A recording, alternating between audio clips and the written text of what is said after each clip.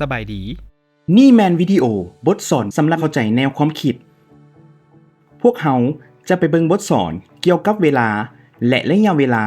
จากป.3 บทที่2โดยเฉพาะแมนจะเน้นใส่แนวความคิดเกี่ยวกับวินาทีซึ่งเป็นแนวความคิดใหม่สำหรับนักเรียนบทสอนแมนสำหรับเข้าใจในแนวความคิดโดยสุ่มใส่แนวความคิดแบบใหม่ทางคณิตศาสตร์แนวทางในการคิดไล่แก้โจทย์ปัญหาและอื่นๆโดยการปฏิบัติตัวจริงเพื่อให้เกิดความคุ้นเคยกับสิ่งเหล่านั้นและโดยรวมแล้วแมนแสดงให้เห็นอยู่ใน 2-3 หน้าทำอิฐของปึ้มแบบเรียนคณิตศาสตร์5บาท9ของการสอนคณิตศาสตร์ประกอบมี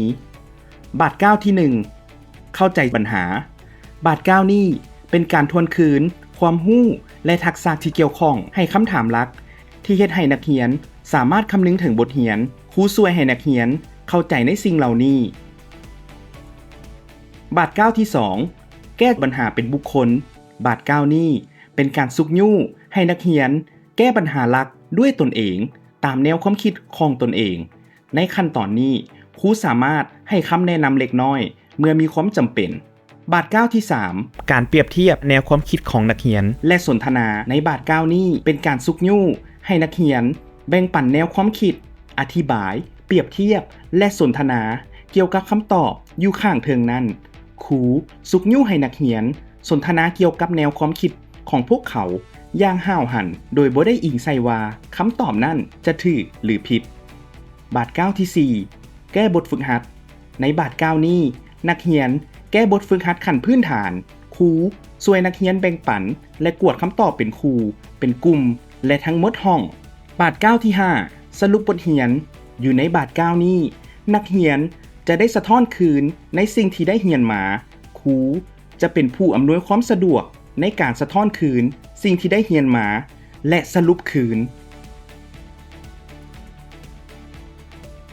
ในการจัดสรรเวลาสำหรับบทสอนการเข้าใจแนวความคิดค่อนข้างที่จะเว้าได้ยากใช้เวลา5-8 นาทีอยู่ในบาท9ที่1สิ่งสำคัญที่สุด20-30 นาทีอยู่ในบาท9ที่2และ3รวมกันเพื่อรับประกันว่านักเรียนจะพัฒนาความเข้าใจเกี่ยวกับแนวความคิดทางคณิตศาสตร์ของพวกเขา5-50 นาทีอยู่ในบาท9ที่4และวิธีการนำใช้แนวความคิดใน3-5 นาทีในบาท9ที่5รายละเอียดของเวลาในแต่ละบาท9แม่นขึ้นกับหัวข้อของบทเรียนแต่จงจื้อไว้ว่าครูหลายท่านใช้เวลาหลายในการแนะนำเกี่ยวกับหัวข้อของมื้อนี้และการทวนคืนบทเรียนเก่าซึ่งจะเป็นการลดเวลาของการเรียนและการสอนตัวจริงในมื้อนั้นเมื่อครูใช้เวลาอธิบายหลายเพื่อเป็นการทวนคืนบทเรียนเก่าบาท9ที่1เข้าใจปัญหาหลักพวกล้านเอาปึ้มเขียนวิชาคณิตศาสตร์ขึ้นมาเลยเอาปึ้มเขียนขึ้นมาก่อนเด้อเราบันทึกไปพร้อมในครูเนาะ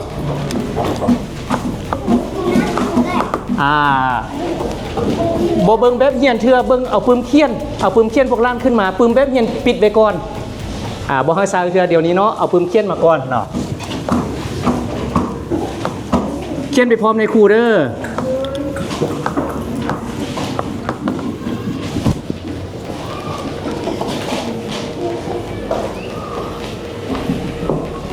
ไวๆในนี้ครูแนะนำให้นักเรียนเปิดปึ้มเขียนของพวกเขาแต่บ่ให้เปิดปึ้มแบบเรียนโดยพื้นฐานแล้วปึ้มแบบเรียนแม่นบ่ควรนำใช้ในบาท9ที่1จนฮอดครึ่งของบาท9ที่3มันถูกแนะนำให้นำใช้เริ่มแต่ครึ่งของบาท9ที่3เป็นต้นไปเพราะว่ามันสำคัญสำหรับนักเรียนในการค้นคิดและสนทนาเกี่ยวกับหัวข้อหลักด้วยตนเองในเบื้องต้นแทนการท่องจำสิ่งที่เขียนลงในปึ้มแบบเรียนดังนั้นครูควรตัดสินใจให้เหมาะสมว่าเวลาใดที่จะนำใช้ปึ้มแบบเรียนเข้าในเวลาเรียนสำหรับรายละเอียดของการนำใช้ปึ้มแบบเรียนกรุณาอิงใส่ CPD วิดีโอ Basic 2:2 การสอนที่อิงใส่ปัญหาใน5บาท92เริ่มจากนาทีที่23และ4วินาที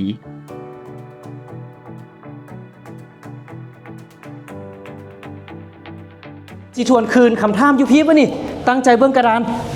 อยู่ในชั่วโมงแล้วแม่นพวกเฮาเรียนเกี่ยวกับระยะเวลาในครูก็เลยถามว่าระยะบ่จดก็ได้เด้อเนาะระยะเวลา ระหว่างหัวหน่วยนาที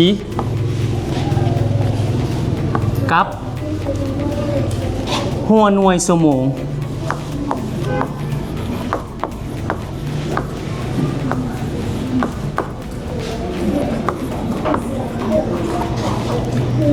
หัวหน่วยใดสั้นกว่ากัน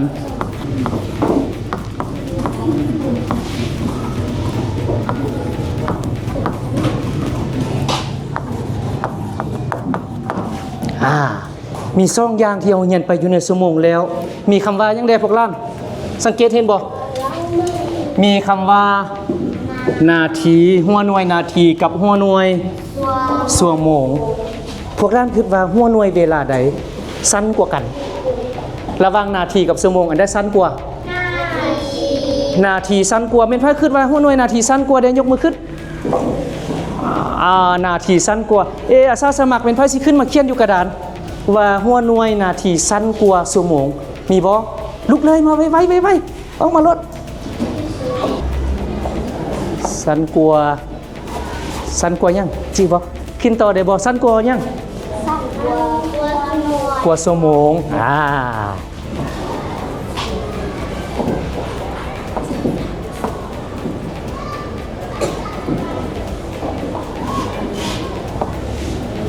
โอเคสมเสยเอกภาพกันบ่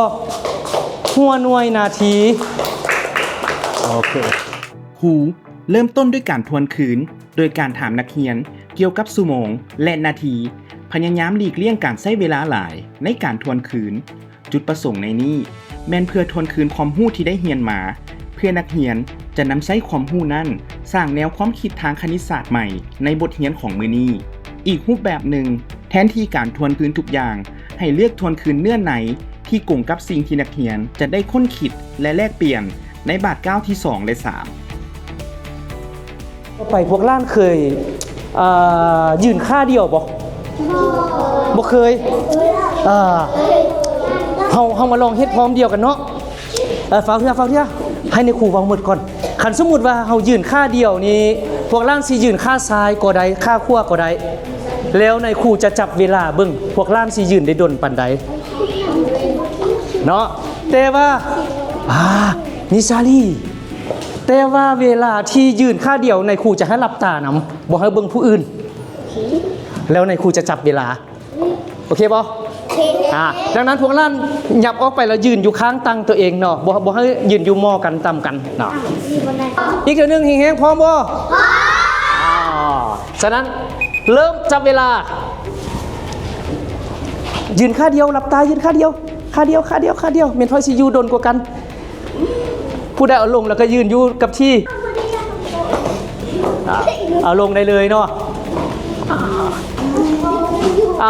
ได้เลยเนาะวันนี้เนาะนั่งบนเก่าปะนี่ชั่วโมงแล้วพี่ปะนี่เขาเบิ้งพี่เบิ้งกระดาน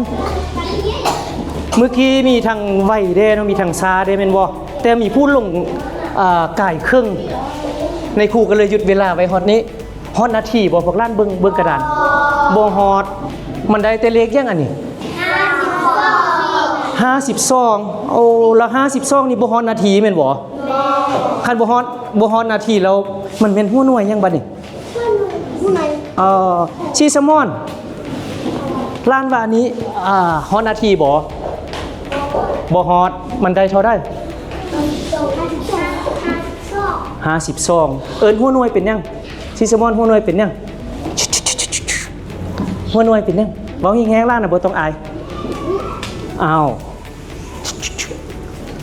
ล้านหูบ่หูหัวหน่วยมันบ่หูยังมีผู้บ่ฮู้ชีสมอนก็ว่าบ่ฮู้มีเพิ่นยังบ่ฮู้เทื่อยกมือขึ้นมีหลายบ่ยกสูงในครูสิเบิ่งมีหลายคนที่ยังบ่ฮู้เทื่อเนาะบางคนก็ฮู้แล้วแม่นบ่บางคนก็ฮู้แล้วดังนั้นอยู่ในชั่วโมงนี้พวกเขาจะมาเรียนฮู้ร่วมกันว่าเมื่อกี้ผู้เว้าหั่นน่ะหัวหน่วยวิแหละบ่ฮู้เทื่อแหละความจริงแล้วมันเป็นหัวหน่วยยังเอาลงได้ละล่างซีสมอนเอามือลงได้ละโอเคเนาะไปเรียนพร้อมกันเนาะ เฮาจะเข้าไปสู่ ในกิจกรรมนี้นักเรียนได้ประสบการณ์เกี่ยวกับระยะเวลาที่สั้นจากการลับตาและยืนขาเดียว และหลังจากนั้นครูได้ถามว่า52ในโมงจับเวลาหมายถึงหยัง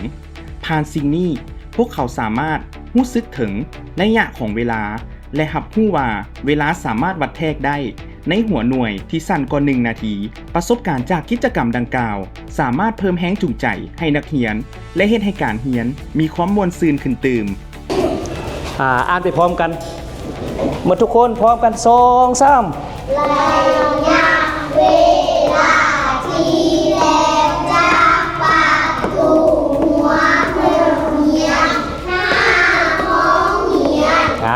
อันนี้เป็นโจทย์บรรหาที่เราจะเรียนในมื้อนี้ดังนั้นโจทย์บรรหาอยู่ในมื้อนี้แม่นถาม5ยังอยากให้เฮาสอบยังเวลาสอก5เวลาแนวนี้เนาะสอก5เวลาที่ยังเรียนจากไส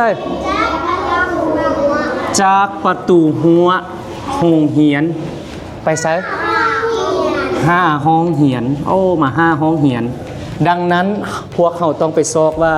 ระยะเวลาที่ออกจากประตูหัวโรงเรียนไป5ห้องเรียนใช้เวลาเท่าใดแม่นบ่ในฉากนี้ครูบ่ได้อธิบายปัญหาโดยกงแทนที่ด้วยการถามคำถามนี้ถามหาหยังและพวกเขาซอกหาหยังหลังจากที่นักเรียนตอบครูได้ขีดก้องคำศัพท์สำคัญในปัญหาอยู่กระดานวิธีการนี้ช่วยให้นักเรียนเข้าใจความหมายของปัญหาด้วยตนเองและสุ่มใส่สิ่งที่พวกเขาเจ้าต้องซอกหาก่อนเขาจะไปเข้าไปหาว่าประตูหัวของเรียนอยู่ไสแล้วเขาสิใช้เวลาเขาจะเบิ่งจากหยังในครูจะให้พวกล้านสังเกตเบิ่งตัวนี้ก่อนเคยเห็นรูปนี้ในชั่วโมงผ่านมารู้ลีเล่าเคยเนาะเดี๋ยวนี้ผ่านมามันมีจักเข้มที่ผ่านมา3โอ้อยู่นี่มี3แต่ผ่านมาเฮาเรียนมีจักเข้ม2เข้มมี2เข้มมีเข้มใดเพิ่มเข้ามาอยู่ในนี้สียังสีฟ้าบอลได้เป็นสีฟ้าอันนี้เป็นสีฟ้าเนาะสีฟ้านี่เพิ่มเข้ามาแม่นบ่ใช่สีฟ้าอยู่ใช่เอาแม่นเข้มที่เพิ่มเข้ามาอันนี้แม่นเฮาสิได้เรียนอยู่ในชั่วโมงนี้เพราะว่า2เข้มนี่แม่นเฮาเรียนมาแล้วแม่นบ่อย่าลืมในครูย้ำอีกเทื่อนึงอยู่บนนี้เฮาเอิ้นว่าเป็นจุดเริ่มต้นแม่นเริ่มต้นจากหยังประตูหัวไป5ฮอตสุดวันนี้เขาเอิ้นว่าห้องเรียน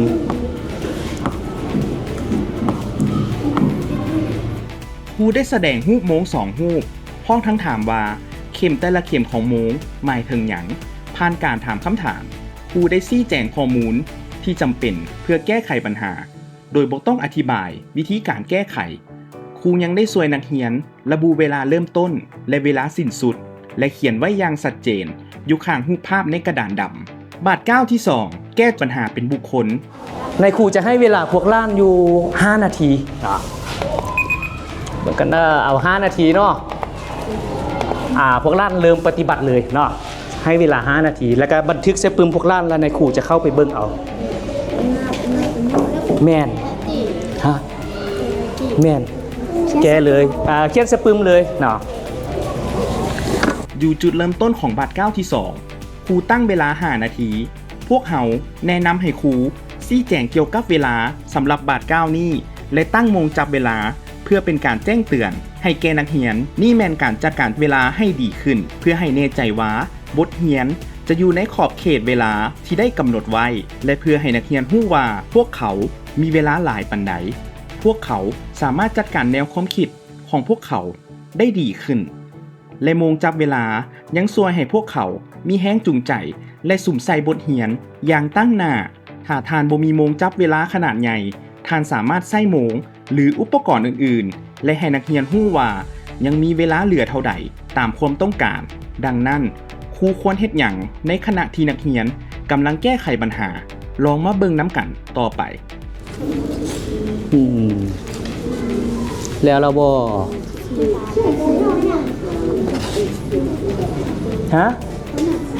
เขียนยังนี่เขาเขียนเมื่อกี้ได้เขาเว้าว่ายังซอก5ยัง เดี๋ยวพอเขียนแล้วเราแม่นน่ะคนครัวคืนเบิ่งไล่น่ะนับคืนว่ามันแม่นแท้แล้วบ่เนาะร้านต้องซอกให้ยังเดียวนี่โหร้านต้องซอกให้ยังซอกให้ยังซอก5เวลาทีแลนจากยังนี่ทีแลนจากประตูเวลาเริ่มต้นอยู่นี่แม่นบ่อัธพลเบิ่งพี่ลูกแลนจากนี่แลนจากอันนี้เป็นประตูหัวของเหียนเบิ่งพี่บ่ท่าเบิ่งในครูเบิ่งพี่ออกจากหัวของเหียนนี่แลนมาฮอดนี้มาฮอดห้องเหียนมันใช้เวลาแต่นี้มา5นี่น่ะดนปานใดเฮาสินับได้ด้วยวิธีใดออกเท่าใดเอาลองเบิ่งมานี่ลองนับเบิ่งครูย่างอ้อมห้องเรียนเพื่อสังเกตเบิ่งขบวนการแก้โจทย์ปัญหาของนักเรียนมันเป็นสิ่งสำคัญเพราะมันช่วยให้ครูสามารถประเมินว่านักเรียนมีส่วนร่วมกับสิ่งที่ได้รับมอบหมายแนวใดและพบผู้ที่อาจจะต้องการความช่วยเหลือในเครื่องทำอิฐของเครื่องบาดเก้าที่2ให้แน่ใจว่านักเรียนเข้าใจโจทย์ปัญหาและดำเนินตามขั้นตอนด้วยตนเองเมื่อทานช่วยให้นักเรียนผู้ที่พบปัญหาให้หลีกเลี่ยงการอธิบายเกี่ยวกับคำตอบและให้คำตอบแก่พวกเขา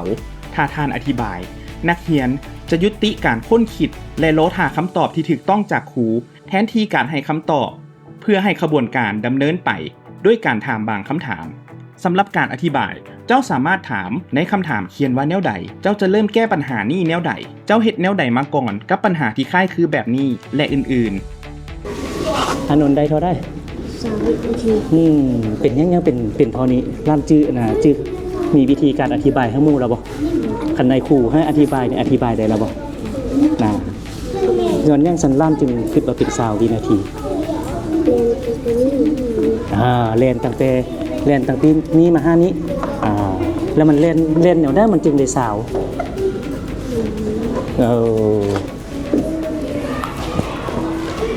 เป็นแนวได้สุดที่เด็ดเขาได้แล้วเล่นแนวได้จิลี่ออกเท่าได้เล่นตั้งแต่ไส้5ไส้ในครูเอาเมื่อกี้4มาฮอต4มาฮอต4เนาะเป็นยังคิดว่า4บุญนึงอธิบายให้หมู่ฟังเด้อสุดที่เด็ดนะโอเคออกเท่าได้ไล่เมื่อกี้ออกเท่าได้อยู่ในฉากนี้นักเรียนให้คำตอบที่บ่ถูกต้องคือ4แต่ครูบ่ได้แก้ไขข้อผิดพลาดนั้นแทนที่จะเฮ็ดแนวนั้นครูได้ขอให้นักเรียนอธิบายเหตุผลให้หมู่ในห้องของเราฟังสิ่งที่สำคัญในบาท9นี้แมนนักเรียนเขียนคำตอบของตนเองและกล้าเขียมที่จะนำเสนอว่าเป็นหยังเขาเจ้าคิดแนวนั้นและเขาเจ้าได้บรรลุคำตอบนั้นได้แนวใดถึงแม้นว่าจะเป็นคำเว้าหรือรูปแต้มง่ายๆก็ตามบ่จำเป็นต้องหมายความว่าเขาเจ้าได้บรรลุคำตอบที่ถูกต้องครูหลายคนมักจะอธิบายวิธีการที่ถูกต้องหรือให้คำตอบที่ถูกต้องทันทีที่เขาเจ้าเห็นความผิดพลาดของนักเรียนแต่สิ่งนี้บ่เหมาะสมสิ่งที่สำคัญในจุดนี้แมนการซุกยุให้นักเรียนคิดและแสดงขบวนการด้วยเหตุผลของตนเองในบาท9ต่อไปบาท9ที่3นักเรียนจะสนทนาแนวความคิดและเหตุผลของเขาเจ้านำกันบาท9ที่2แม่นการกล้าเกี่ยมสำหรับการสนทนานั้นนอกจากนั้นดังที่ครูสอนกำลังเฮ็ดอยู่นี่แม่นการจดบันทึกแนวความคิดของนักเรียนจะช่วยให้ทานเลือกแนวความคิดเพื่อแบ่งปันในการสนทนาในบาท9ที่3มันมีประสิทธิภาพหลายที่จะเปรียบเทียบคำตอบที่แตกต่างกันรวมทั้งคำตอบที่ถูกต้องและคำตอบที่ผิดและสนทนาสิ่งเหล่านั้นในบาท9ที่3บาท9ที่3เปรียบเทียบแนวความคิดและสนทนาเร็วเข้มวินาทีนี้มันมีการมุ่นแนวใดเนาะเป็นเพื่อสิบอกใดเด้มันมุ่นแบบใดเข้มน้อยเนี่ยเข้มน้อยหรือเข้มยังเขาเข้มยังวินาทีมันเคลื่อนย้ายแบบใดมันมุ่นแบบใดเป็นเพื่อต้องการอธิบายให้หมู่ฟังได้เดี๋ยวเบิ่งก่อนโอ้มาแล้วทางล่างแม่นยังยังยอลี่มาอธิบายให้หมู่ฟังเบิ่งได้เนาะว่ามันเคลื่อนมุ่นแนวได้ฟังเพชรนดาอาทิพลเบิ่งหมู่พี่ลูกมูนเทือละ1 1นี่แม่นที่1ตัวใดจีให้หมู่เบิ่งเด้1มูนไปเทื่อละ1แม่นพระเห็นดีเป็นเอกภาพกับเยงยอลี่ว่ามูนไปเทื่อละ1ว่าซั่นเด้แม่นบ่แม่นแท้แม่นแท้แม่นแท้ส่งเสริมเยงยอลี่เด้เนาะทำอิฐครูถามนักเรียนว่าเข็มวินาทีหมุนแนวใดในขณะที่นักเรียนกำลังนำเสนออยู่ครูได้บอกให้นักเรียนคนอื่นๆตั้งใจฟังแทนที่จะลมกับผู้นำเสนอเท่านั้นครูจะหันหน้าไปหานักเรียนที่เหลือและกวดเบิงว่าพวกเขาตั้งใจฟังหรือบ่สิ่งนี้จะช่วยให้นักเรียนทั้งหมดมีส่วนร่วมและเรียนรู้ที่จะฟังแนวความคิดจากเพื่อนร่วมห้องเป็นแนวใดมันมูนไปเทื่อละแนวใดเทื่อละ1คิดใช่บ่ประเดี๋ยวอเมซามูนไปเทื่อละ1คิดบ่หรือว่ามูนแนวใดมุ่นไปเถื่อนน้ำคิดเทื่อละ1คิดอัธพลมูนไปเทื่อละเท่าใด1 ขีด1ขีดอัธพล1ขีดคือกันโอเคแสดงมาเฮาสรุปได้แล้วว่าเข้มวินาทีมันมูนตลอดบ่ลูกมูนไปตลอดแม่นบ่แล้วก็มูนไปเทื่อละ1ขีดแม่นะเฮาสรุปได้แนวนี้เนาะพวกล้านอย่าลืมบันทึกสปืมเป็นพร้อมในคู่เด้อเนาะเข้มวินาทีเนาะมูนไปเทื่อละเท่าใดมูนไปเทื่อละ1ขีด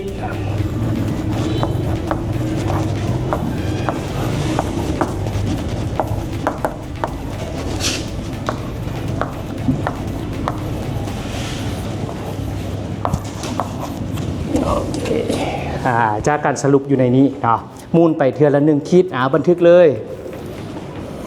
อยู่ในฉากนี้ครูใช้โมงจริงเพื่อแสดงให้เห็นการหมุนของเข็มวินาทีเป็นสิ่งที่เป็นไปได้มันสำคัญในการใช้วัตถุจริงเข้าไปในนี้ประเด็นหลักบ่แม่นครูอธิบายแต่นักเรียนสังเกตอธิบายและแบ่งปันสิ่งที่พวกเขาได้บันทึกมาครูเป็นผู้ช่วยนักเรียนสรุปแนวความคิดของพวกเขาและเขียนใส่กระดาษให้ชัดเจน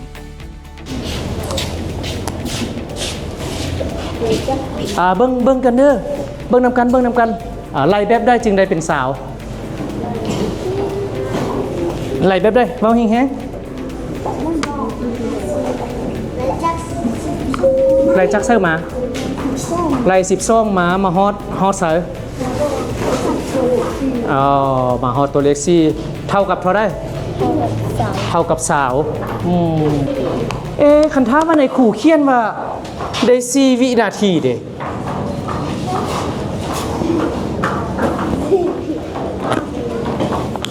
อันนี้มันฮอตเลข4เด้ซั่นน่ะในคู่ว่าฮอต4วินาทีเป็นเอาได้แนวความคิดนี้มาจากไสอันนี้ชินทัศน์อธิบายได้บ่ว่า4วินาทีนี้ถูกต้องระบ่มันย้อนหยังจึงถูกต้องเป็นหยังจึงบ่ถูกอธิบายได้บ่มาอธิบายให้หมู่ฟังอยู่เถิงพี่มาลุกเลยฟังเด้อฟังชินทัศน์เว้าเด้อ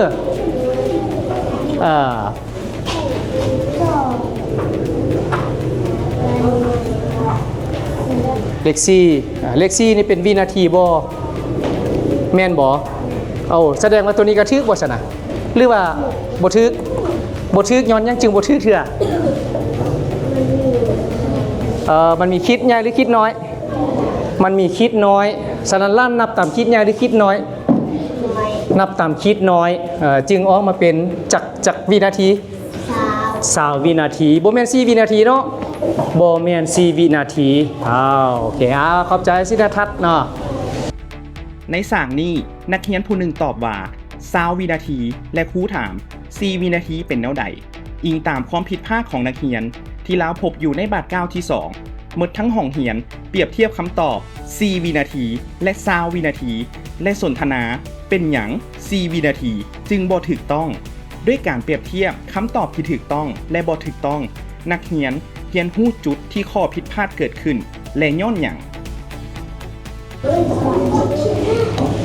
เขียนไม้ดาวที่1นำกันเด้อเนาะเริ่มบันทึกไม้ดาวที่1เนาะถ้าเข้มน้อยเนาะเข้มน้อยเป็นเข้มยังก่อนเมื่อกี้น่ะ เข้มน้อยเป็นเข้มยังเข้ม น้อย เข้มน้อยเป็นเข้มยัง หนาที่ วินาทีในครูเขียนเดี๋ยวนี้ให้เนาะเขียนในวงเล็บฮะวินาทีมูนไป1ฮอบบันทึกนำกันเด้อเขียนเอามูนไป1ฮอบแม่นจักนาทีจักวินาที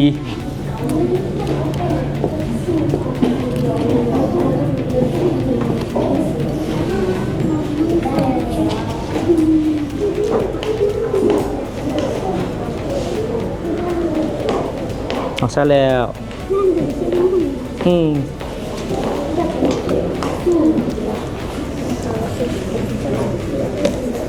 มุ่นไป1ฮอบเป็นบ่เขาเว้ากันเป็นบ่ขึ้นมาเลยบ่ต้องอายเบิ่งนำกันนีรนุชสินทัศน์เบิ่งพี่นับแบบได้ล้านออกมาทางข้างเด้อล้านออกมาทางข้างเบิ่งนี่นับให้หมู่เบิ่งนับไปเทื่อละแนวใดแฮงๆเว้าแฮงๆดูฟังสินทัศน์ฟัง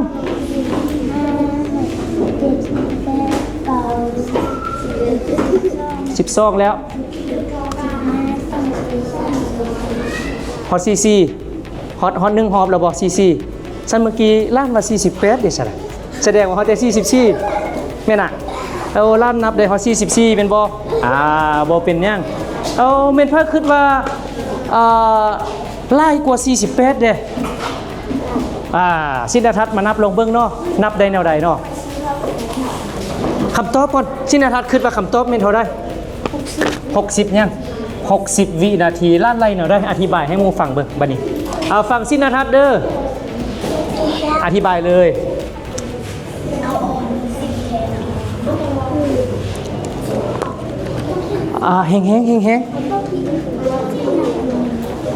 แห้งบ่ได้ยินเลย14แล้ว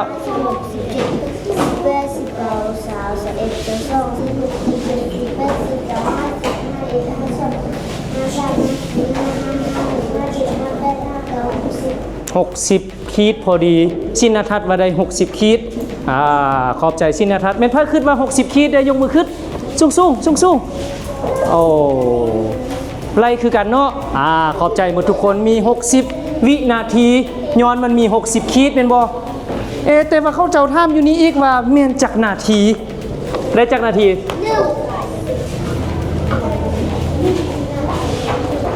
ได้จักนาทีสินทัศน์ว่า1นาที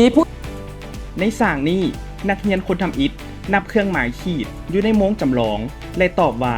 44วินาที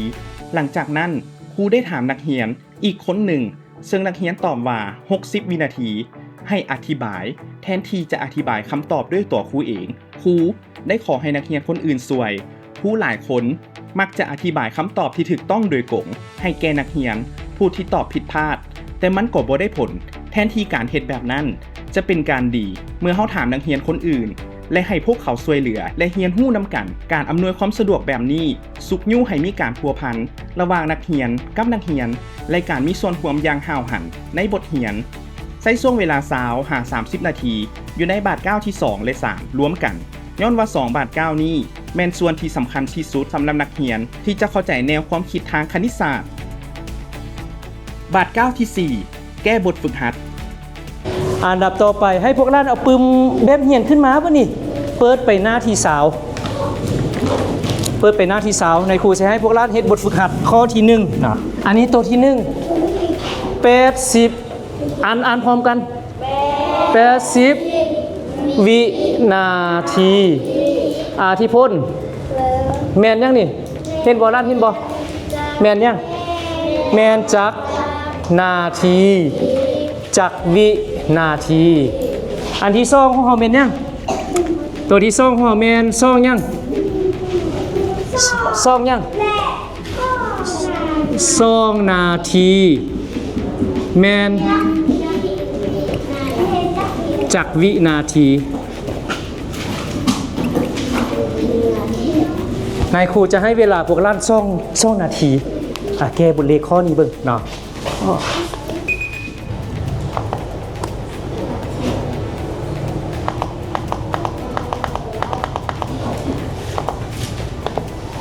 โอเคอ้าว ระยะเวลาที่แนะนำสำหรับบาทเก้าที่ 4 ในบทเรียนความเข้าใจด้านความคิดแมนประมาณ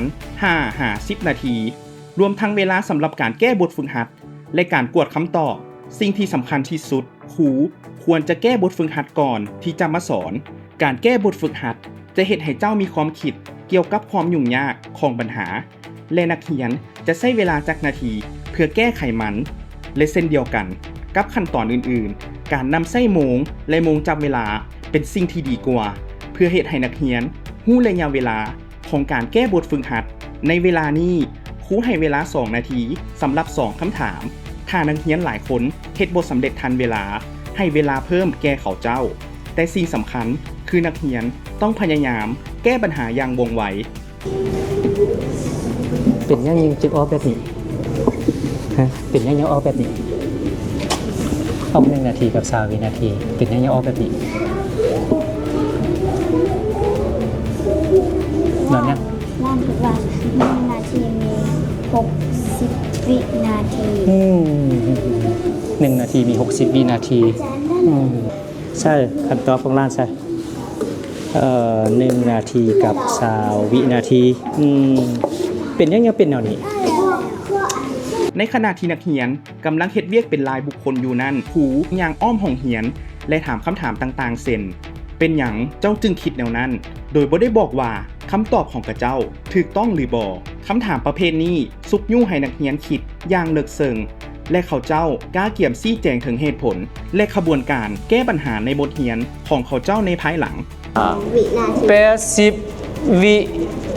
นาทีแมนยัง 1 นาที 1 นาที 20 วินาที 20 วินาทีมีพระโอ๊คคือกับสิ้นทัศน์เด้ล้านสิ้นทัศน์ออก1 นาทีกับ20 วินาทีดังนั้นนิรนุชมาอธิบายเบิ่งเนาะให้นิรนุชอธิบายเนาะเอามานิรนุชออกมาอธิบายเบิ่งเนาะ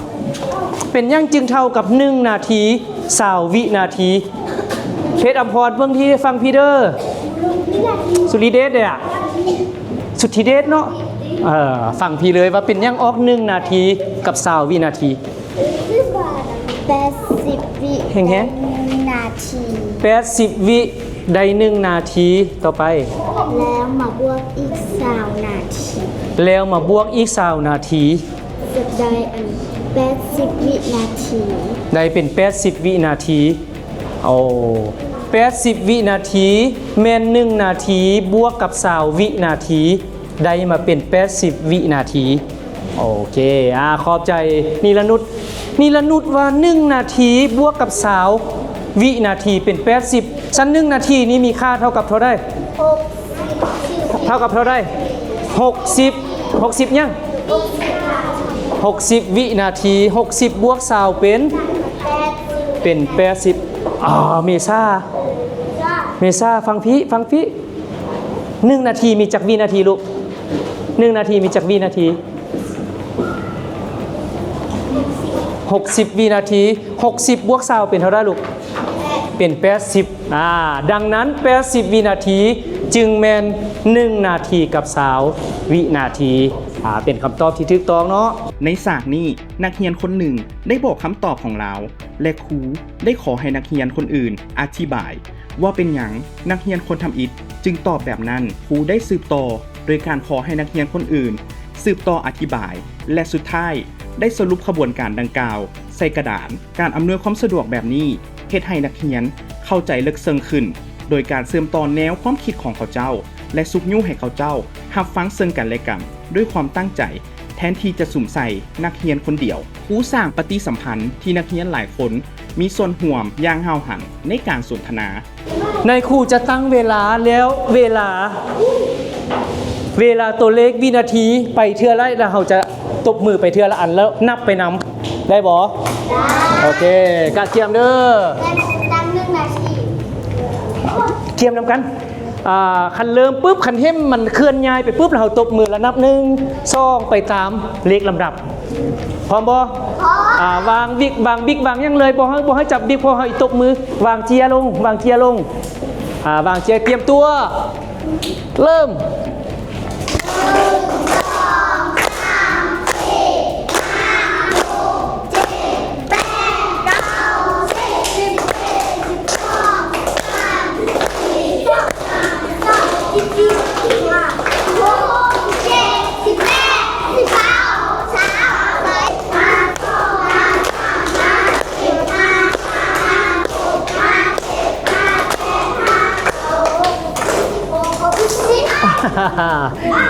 เออเมื่อกี้เฮาตบมือไปได้เฮาไล่ไปได้เป็นแนวได้คือว่าไหวกุมีบอลไหวมีบอลซาแม่นบ่แสดงว่าจังหวะกันนับไปเทื่อละ1วินาที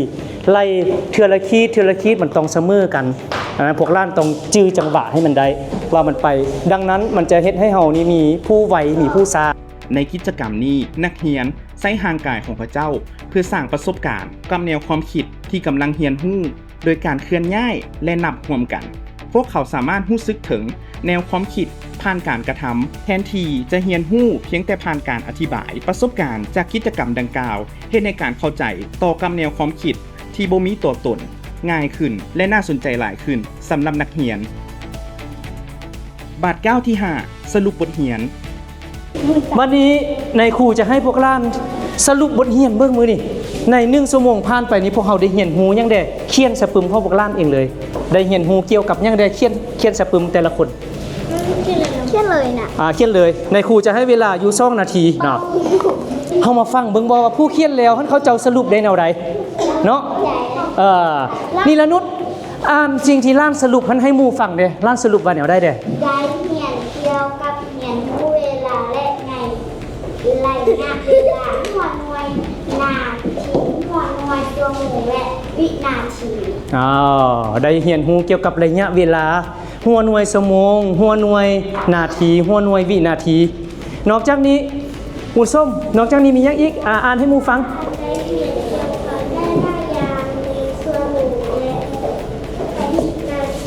เบื้องนี้ได้นี่อ่านให้ฟังได้อันนี้เป็นยังไงนี่1นาทีเท่า60วินาทีอันนี้ก็เป็นความรู้มากของบ1นาทีเป็น60วินาทีปีนคืน60วินาทีเท่ากับยัง1นาทีเท่ากับ1นาทีในบาท9ที่5ให้คิดไต่ตองเกี่ยวกับบทเรียนประมาณ 3-5 นาทีแนะนำให้ปล่อยให้นักเรียนสรุปด้วยตนเองและเขียนใส่ปึ้มบันทึกของตนเองและขออาสาสมัครมาแบ่งปันบทสรุปกับหมู่ในห้องเรียนส่วนหลายครูสอนมักจะสรุปทุกอย่างแต่เป้าหมายแมนช่วยให้นักเรียนคิดไต่ตองความคิดของเขาเจ้าอยู่ในสั้นน้อยการสรุปของนักเรียนอาจจะบ่ได้เป็นจุดสำคัญทั้งหมดในกรณีดังกล่าวดังที่แสดงอยู่ในบทเรียนนี้ครูสามารถถามคำถามเช่นส่วนนี้เป็นแนวใดเพื่อช่วยให้นักเรียนจื้อได้และเฮ็ดบทสรุปของเขาเจ้าให้สำเร็จในบทสอนแบบอย่างนี้มีหลายจุดสำคัญที่ควรจื้อก่อนอื่นหมดให้จัดสรรเวลาเพียงพอสำหรับบาท9ที่2และ3บาท9เหล่านี้แม่นส่วนหลักของการเรียนรู้บนที่นักเรียนคิดและสนทนาและพัฒนาความเข้าใจที่แท้จริงเกี่ยวกับแนวความคิดใหม่ๆอันที่2ให้รวมเอากิจกรรมการสร้างประสบการณ์ให้นักเรียนรู้ผ่านการกระทำและวัตถุจริงบ่เพียงแต่ผ่านการอธิบายเท่านั้นเมื่อนักเรียนเห็นจับบ่ายหรือเคลื่อนย้ายแนวความคิดที่บ่มีตัวตนก็จะกระจายเป็นสิ่งที่มีความหมายอันที่3อำนวยความสะดวกให้แก่การสนทนาของนักเรียนเชื่อมต่อแนวความคิดของเขาเจ้าและสุกยู่ช่วยเหลือเขาเจ้าให้เรียนรู้จากกันและกันแทนที่การอิงใส่คำอธิบายของครูภาระบทบาทของครูแมนนำพาเขาเจ้าในการแลกเปลี่ยนแนวความคิดบ่แม่นควบคุมเขาเจ้าสุดท้ายถามนักเรียนว่าเป็นหยังและเป็นแนวใดสุกยู่ให้พวกเขาอธิบายเหตุผลและขบวนการที่พวกเขาใช้เพื่อบรรลุคำตอบของพวกเขาคำถามประเภทเหล่านี้สร้างความเข้าใจและความมั่นใจที่ลึกซึ้งขึ้นในการนำเสนอแนวความคิดของเขาเจ้าผ่านการปฏิบัติเหล่านี้นักเรียนบ่เพียงแต่เรียนรู้เนื้อในบทเรียนเท่านั้นแต่ยังเรียนรู้วิธีการคิดสื่อสารและสะท้อนคืนถึงการเรียนรู้ของตนเองอีกด้วยพวกเขามาช่วยเหลือนักเรียนให้เข้าใจแนวความคิดทางคณิตศาสตร์อย่างแท้จริงบ่เพียงแต่การจื้อเอาขั้นตอนหรือวิธีการต่างๆเหล่านั้น